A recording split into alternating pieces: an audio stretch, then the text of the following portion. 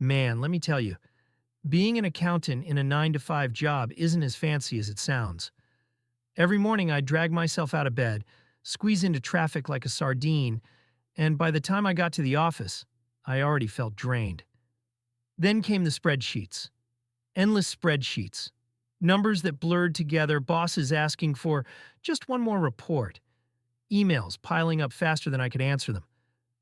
And the worst part? No matter how hard I worked, it always felt like I was running on a hamster wheel. Same pay, same stress, same tired face staring back at me in the mirror. And one morning, sitting at my desk with a cold cup of coffee, I was frustrated, burned out. I thought to myself, is this really what I want to do for the rest of my life? So after another long, miserable day at the office, I dragged myself home, kicked off my shoes, collapsed on the couch, and just started scrolling through YouTube. You know the usual, funny cat videos, random memes. But then something popped up on my feed, a video titled How to Make Money Online While You Sleep. At first I laughed. I mean, come on, me? Earning money while sleeping? That sounded like a scam. But the more I watched, the more it felt like the guy in the video was talking directly to me. You don't need to be stuck in a 9 to 5 forever.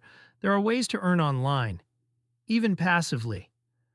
And right there, sitting in the dark with my phone glowing, I thought, what if this is my way out?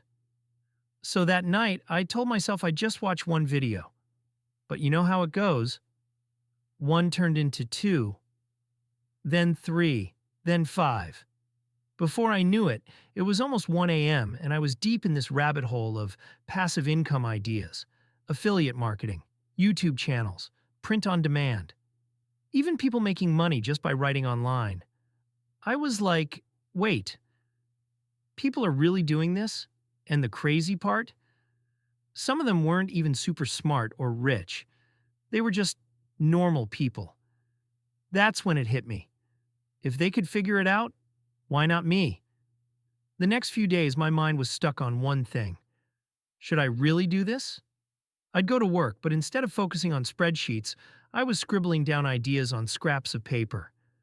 Business models, side hustles, pros and cons. Part of me was scared. What if it doesn't work? What if I fail? But another part of me whispered, what if this actually works? So I planned. I listed every online business I came across. Drop shipping, freelancing, affiliate marketing.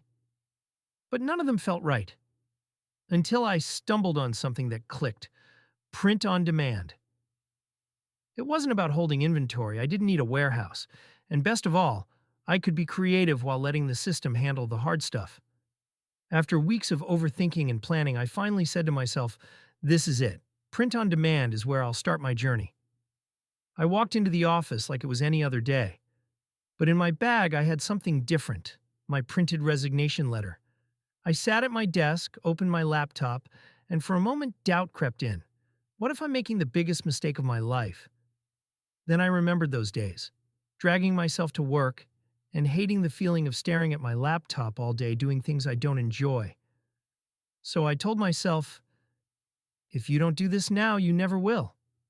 So I stood up, heart racing.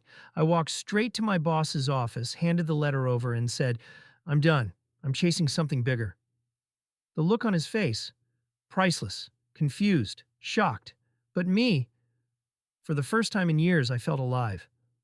So yeah, this all started back in June 2019. That was the year I jumped into print on demand. I had no clue what I was doing. But I created accounts on Redbubble, TeePublic, and Etsy like I knew what I was doing. And from that day on, my routine completely flipped. I'd wake up at 5 a.m., make coffee, and start designing nonstop until 5 p.m. every single day. No parties, no movies. Heck, I even forgot I had a girlfriend at one point. If you're watching this, I'm sorry, okay? But seriously, those months were brutal. It was just me, my laptop, and this crazy dream that someday, someone out there would buy a shirt I designed. Then, It happened. My first sale, after 2 months of grinding. That tiny notification on Redbubble that said, "You've made a sale," felt like winning the lottery. See this?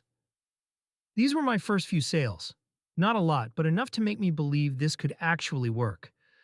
And that's when I knew Redbubble is for me. TeePublic, a few sales. Etsy, a bit quiet. But Redbubble, that's where things started to click. Looking back now, that grind, those long hours, that was the foundation of everything I'm doing today. For a while, everything was going great. Sales were coming in, slowly but steady. And by the way, remember my TeePublic and Etsy? They also took off. I was even starting to dream a little bigger, thinking maybe, just maybe, this could be the thing that sets me free. But then, everything changed. Redbubble updated their policy. They started charging creators fees just to use their platform, and not small ones either. Almost half of what you earn, gone. Just like that. At first, I tried to ignore it. I kept uploading, designing, pushing through, telling myself, it's fine. Maybe it'll get better. But it didn't. Sales started slowing down. Traffic dropped. And all that energy, all those early mornings and late nights, started to feel wasted. See this? These are my sales since 2019. Look right here. This is where things started to go downhill. It was frustrating, demotivating, like watching something you built with your bare hands slowly fall apart. Sure, I still get sales here and there, but it's not the same.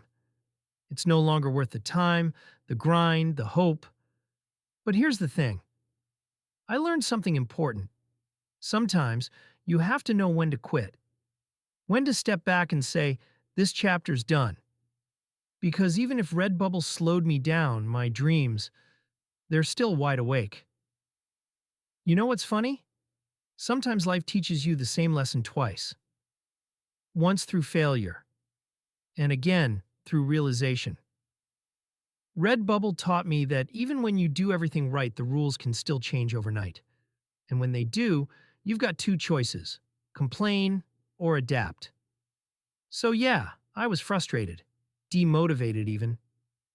But I also realized something bigger. Every setback you face is just life asking, how bad do you really want it? I kept reminding myself of what Gary Vaynerchuk once said. You can always go back to work. And he is right. The world's not ending just because one thing failed. I can always rebuild. So, guess what? That's exactly what I did. I went back to work. I guess I'll be back on the 9 to 5 grind. But this time, not as a prisoner, as a guy funding his next big adventure. If this video inspired you, I invite you to subscribe. I make content for people who are ready to change their lives. Let's grow together.